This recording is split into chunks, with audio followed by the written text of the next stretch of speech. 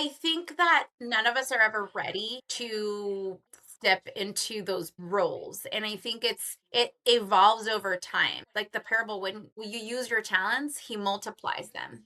So where you start in one place and you think that's uncomfortable, but you're being obedient and you're work and there's action. A lot of people want to be saved, but they are not moving and not taking steps in the right direction or in any direction for that matter. And so it's so important that we start and we activate, however that may be, and however uncomfortable that may be, that's where you need to press in. And I think, if you told me now that I would be responsible for what I am, I would have never kept going because I would have been so fearful and paralyzed at the thought that I would have to do all these things. But it was a natural progression. One thing leads to another. And it's like momentum builds momentum. You find one win and then you get another win. And then, you're progressing. Welcome to For His Glory CEO, the podcast for high achieving women like you who have built the business, hit the milestone, checked all the boxes, yet deep down something still feels off. The success is there, but God has so much more. I'm your host, Allie. If you're hungry for results rooted in the Word, this is for you. Let's get this party started. Hello, everyone, and welcome back to For His Glory CEO. I am so excited to have a precious friend who is an empire builder. You might know her for the podcast, The Empire Builder Unfiltered. But one thing that I love about today's episode is that you are going to hear a story of a woman who literally never gave up. And if you've been listening to me a long time, you know this is like my ammo, right? There is no plan B. We go all in on what God's asked us to do, and we do it with a spirit of excellence. Well, you guys, I could not be more excited to welcome Martha to my show. I don't sing, but now I feel like singing.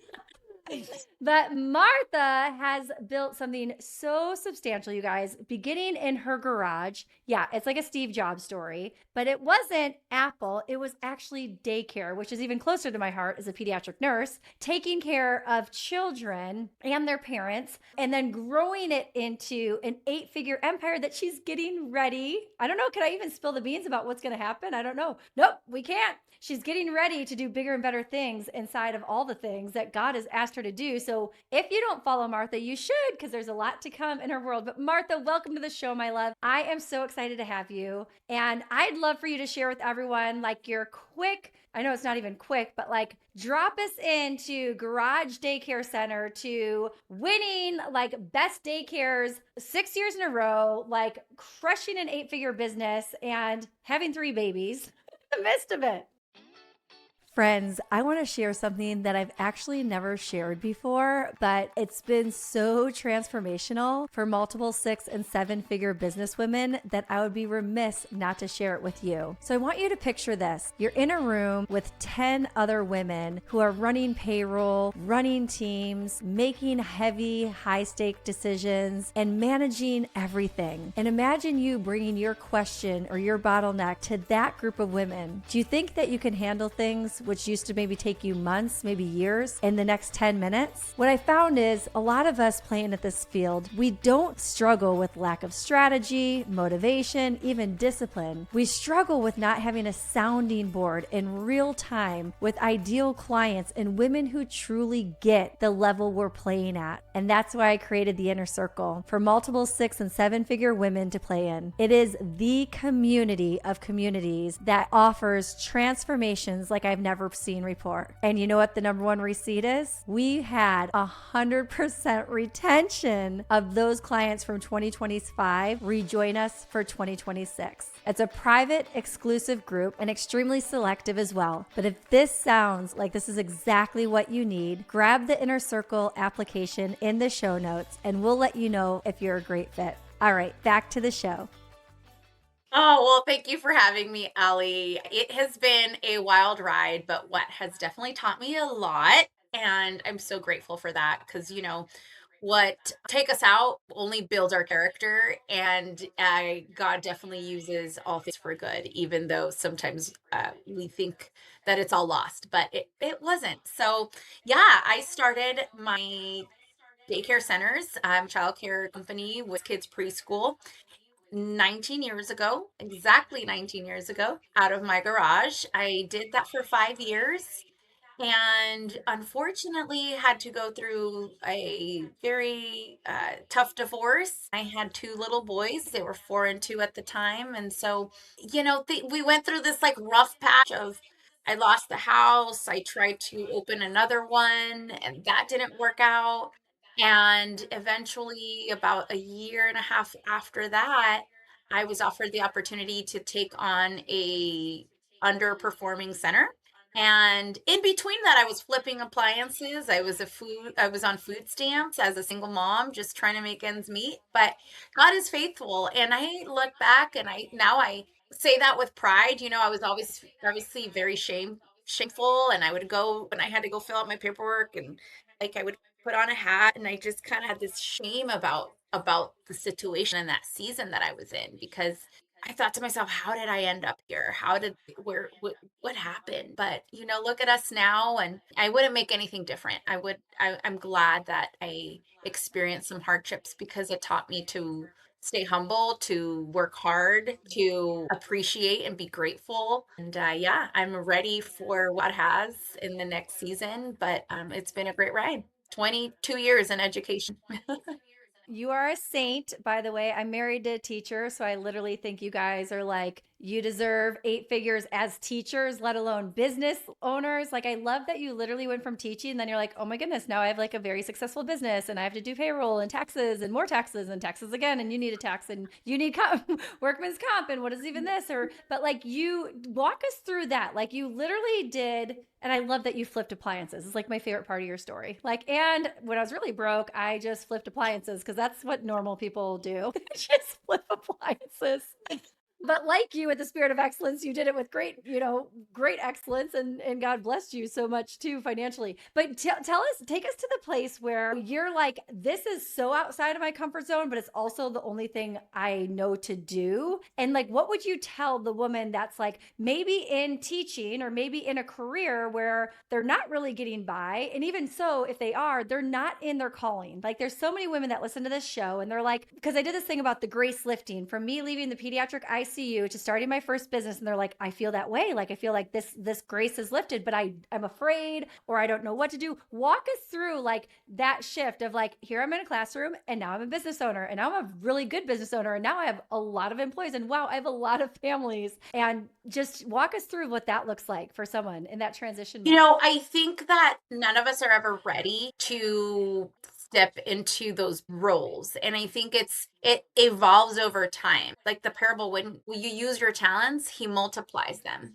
So where you start in one place and you think that's uncomfortable, but you're being obedient and and there's action. A lot of people want to be saved, but they are not moving and not taking steps in the right direction, or in any direction for that matter. And so it's Yeah. so important that we start and we activate, however that may be, and however uncomfortable that may be. That's where you need to press in. And I think, if you told me now that I would be responsible for what I am, I would have never kept going, because I would have been so fearful and paralyzed at the thought that I would have to do all these things. But it was a natural progression. One thing leads to another. And it's like momentum builds momentum. You find one win, and then you get another win. And then, you're progressing. And so I think for me, it's just stepping into the role, whether that's little or big, doesn't matter. It's just taking action and having faith that you will figure it out. I love that book. Well, I actually never read it, but I love the quote, the title of the book, Everything is Figure Outable. And I really truly think Yes. that, because you will figure it out. Like, once you're in it. Yes, And you will. that's how I've always operated. I have always been a risk taker. And I know not everybody has the same risk tolerance. Like, I'm married to a risk averse person. And so we do very well together, because God knows where I'd be if I was just like buying buildings and opening businesses like left and right and overextending myself. But at the end of the day, you have to have these audacious dreams, and there's a level of risk, whether you have high risk tolerance like I do or not. You have to risk something, and you have to press in, and you have to believe. And if that doesn't work out, I'm sure you will learn something. Like, I've lost millions of dollars on buildings that didn't work out. I lost hundreds of dollars on hundreds of thousands of dollars on, leaving business on the table because that's just, bad economy. I mean, not everything is a win. You're not always going to be on a mountain, but you keep going, and everything. Now I look back, I've learned to negotiate. Like, what started off as a teacher and an educator and opening my business, then evolved to negotiating contracts, and then, like, how do I lease place and how do I buy a place? And then when you start buying multi-million dollar buildings, you're negotiating with these large groups and conglomerates of negotiators. And I'm still intimidated. But at the end of the day, you will figure it out. And I pray, and I walk in, or I get on calls with my God confidence, because I know I've stepped out way out of my league. You are already out on the water. You didn't even think about the first step. You just like totally swanned I'm kind of like the into the deep keeper end. that's like, I hope this parachute opens up once I'm in the air, but I'll figure it out if not. Like, Oh my gosh, I love you. So similar. There's so many listeners that work in male dominated areas. There's a few good men that listen to my show. Thanks, Dad. Thanks, brothers. But primarily, it's a lot of women. And one thing when we first met, okay, first of all, you guys, if you're seeing her on YouTube, she's gorgeous, obviously, like spellbound, like always put together, has such a spirit of excellence in everything she does. I literally was like, hey, do you have your makeup artist travel with you? She's like, oh, you're so cute. I do it myself. I'm like, what? People can do makeup that good themselves. Like, it was mind blowing to me. But we were in this big conference retreat with all these other successful, amazing women. It's like the best community. And you grabbed the microphone and you were like, hey, if I was in a men's conference right now, people would be shouting out their numbers, like super proud. But for whatever reason, with women, and there's all the gender pay and the baby penalty and all that stuff. Like, I can totally resonate with so many women that are listening that are like, no, this is my living reality. But you spoke so profoundly of like, women, we should be proud to share our numbers. We should be, so grateful for the blessing of the Lord. The Bible says the blessing of the Lord makes one rich, adds no sorrow to it. And the Bible also says that it's God that gives the increase. And so when you are sharing your numbers, which are big, big, big numbers, and the growth that you had experienced in that year so boldly in this 5-foot pint sized but bold little thing, I'm like, no wonder she's able to take this. But I'm sure that wasn't for you always, like to go grab a microphone and spit it out. Where did that confidence build in you, kind of being in a man's world, negotiating with, primarily men, probably in commercial real estate and all the kind of things? Where did you learn to just say, I know you've always had this tenacity, you talk about this grit, and your family really role modeled that spirit of excellence, which is amazing. But what would you tell the woman that's like, man, I just want to shout out my numbers. I just want to be in rooms that I can do that. What would you tell that woman? I think for me, that confidence came being around that, right? It Yes. wasn't just like one day I'm gonna wake up and just shout my, that mortified me, because I grew up not talking about numbers or money or, thing that just like wasn't a thing. And so as my business Yes. started growing, I started looking for mentorship in, groups that were talking about money, that were teaching money, that were managing large P&Ls and investments and big, teams, and just like all that world, because I didn't go to business school. Like, I have a teaching degree. Nobody teaches you about payroll and, investing at college when you're going to, be a teacher. So I started surrounding myself with those groups, and there's obviously always a few women. Primarily it's men. The higher your business goes and the more revenue and the more employees, tends to be primarily men for whatever reason. There's a lot, obviously we all understand, there's seasons, and like it's just the way it is. I do believe that, if you're called to whatever you're called to, whether stay home, build a small business, medium business, large building business, that's what you're called to. There's no judgment there. But most of them, it's men, and they don't shy away from showing off how much they either, they're asking for their consult fees or how much they revenue or how much they made last year. Like it's just a thing. And it was foreign for me. And then about 6 years ago, I'm part of a network called EO, which is Entrepreneurs Organization. And in that network, at the interview, like you go through this board interview process, you go through multiple interviews, they vet you, you have to submit your taxes to prove that, you to validate what you say you make. And everybody just, that's how they're introducing themselves is like, my name is this is my business, this is how many employees, this is our revenue. And you're just like, okay, well, well, and they say they have a term. We say we get naked fast, which means we get vulnerable real quick. And so we have these monthly meetings within our forum, which is a small group, and we share our numbers every month. Every month we report our numbers. And so it has taught me, one, to stay on top of my numbers. I have a standing bookkeeping CPA call every month. We review, they update, like my numbers are dialed in. And it just, the more you get comfortable with talking about numbers, you remove the taboo and the stigma. Obviously there's rooms where you don't always, there, you got to read the room. But yeah, I would say that the confidence comes in with practice, with knowledge, knowing your numbers, that gives you more authority.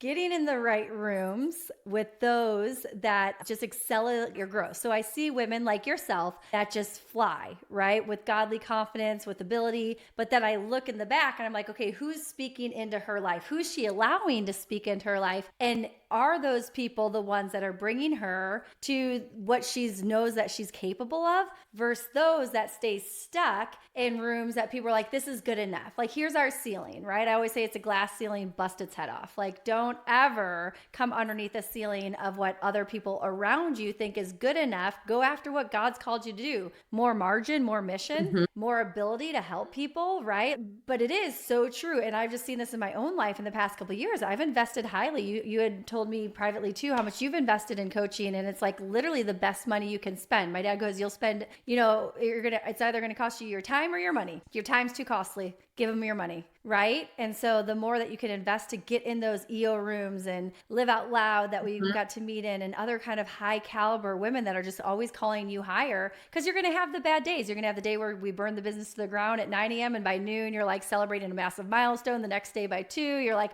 actually it's not for me. I want to be a stay-at-home mom. I started throwing around the traditional wife thing. I'm like, this traditional wife thing of just, and then like 5 seconds later I'm like, oh, that would not work, right? Like it's just like the highs and lows of Yes. entrepreneurship. But I want to go there for a minute as a mommy. One thing that really stuck out to me is you hosted a table talk, and it was so awesome in West Palm Beach at a business retreat. And you said, I'm done caring more than the other person while putting my kids and their needs behind me. And you were talking about when you were younger, how you were like going after putting out fire after fire after fire after fire, pouring in extra training, extra love, extra lunches, extra dinner.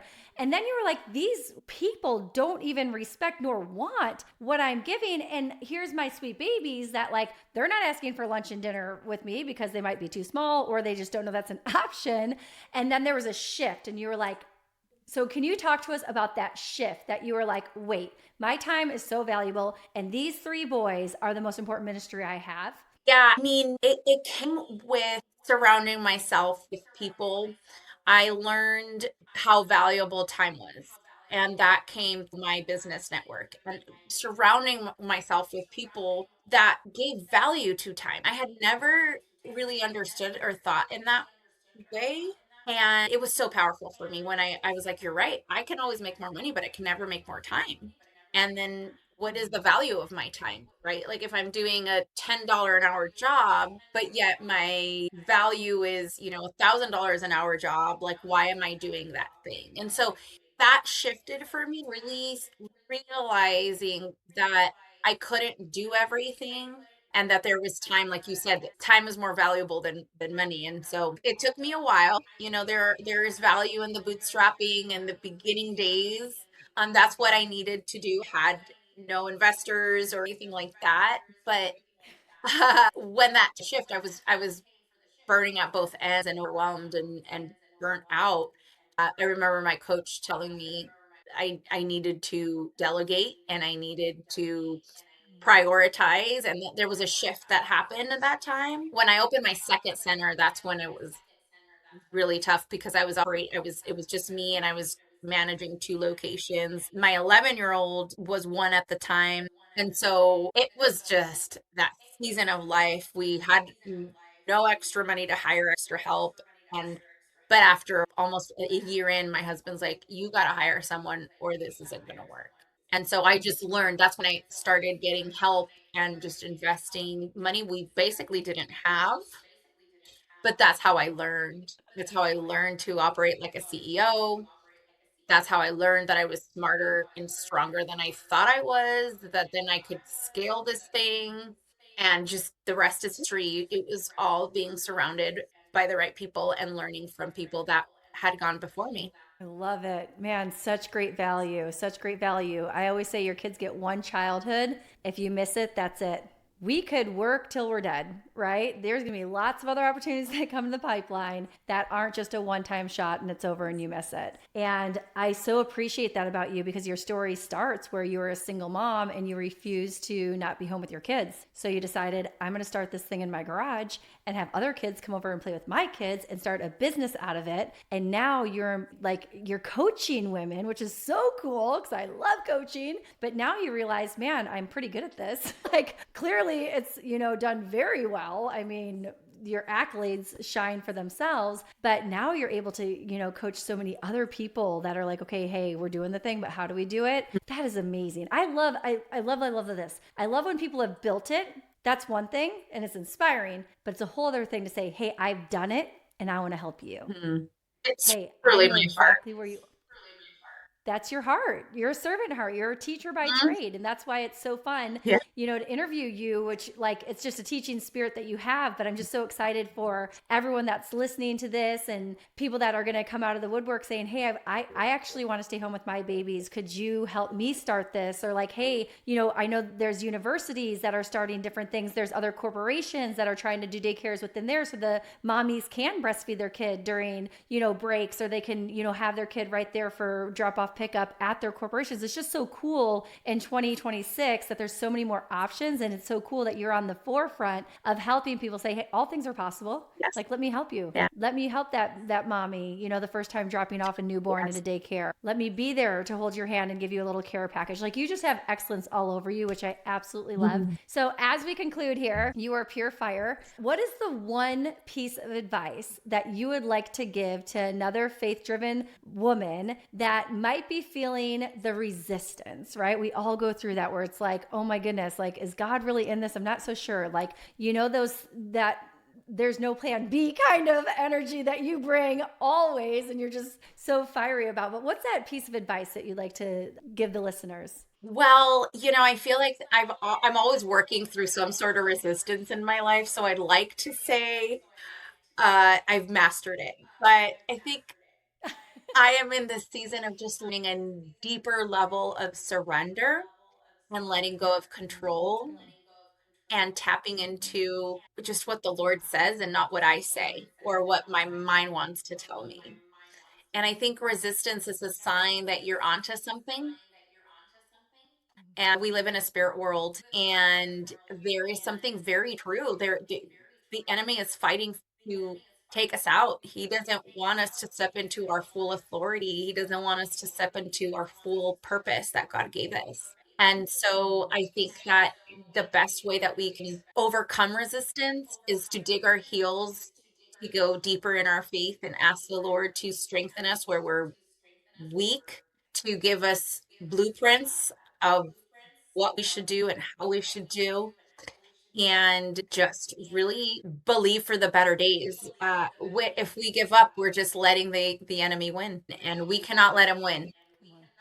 So we have to Come on. link arms and surround ourselves with people like you, Ellie, that you are just a light in a dark world, and your smile, your enthusiasm, your knowledge, just all the things you impart and everyone around you, it's contagious. And so you have to be around people that are going to up level you, speak into you, call you higher, cry with you, but also like, okay, let's shake it off and let's move on. And I think that's what we need more of. People are too tapped into their emotions and they just sit there. And we don't need Mm. cards. We don't need passes. We need fire lit under us and around us, and let's go and let's do this together. Girl, what a mic drop moment. We will not let the enemy win, right? We will bootstrap this thing and be supernaturally strengthened by our inner man. That's my prayer every day. Father, supernaturally strengthen me by my inner man to do all that you've called me to Yes. do with a spirit of excellence for your glory. Yes. And oh, this was so amazing. You guys, you have to follow Martha. You have to listen to her podcast, The Empire Builder Unfiltered. We're going to drop all of her stuff in the show notes. Coaching is new for her, so it's really exciting what she's and I'm not going to do any sneak peeks because I already almost did at the beginning. But there's a lot of things happening up in the Martha world that you want to be a part of. So, Martha, thank you for your time. Thank you for your beauty, your excellence, and just your tenacity and grit and the no plan B. Like when I first met you several years ago, I'm like, yes, this girl, like this is someone I need in my life that like iron sharpens irons. Like we can do it. Yeah, it's going to be hard, but we do hard things. So let's go. So thank you so much for being here. Love you more. And thanks. Bye-bye. You've been tuning in to For His Glory CEO podcast, where unshakable faith meets bold business strategy to equip you for your next level. If this blessed you, please subscribe, leave a review, and share it. And if you're a businesswoman that's looking for the right circle to scale big, we got you. Click the show notes and hear more about our For His Glory CEO community, which is one of a kind, amazing. And remember, we're not just building businesses, we're building the kingdom of God. Until next time.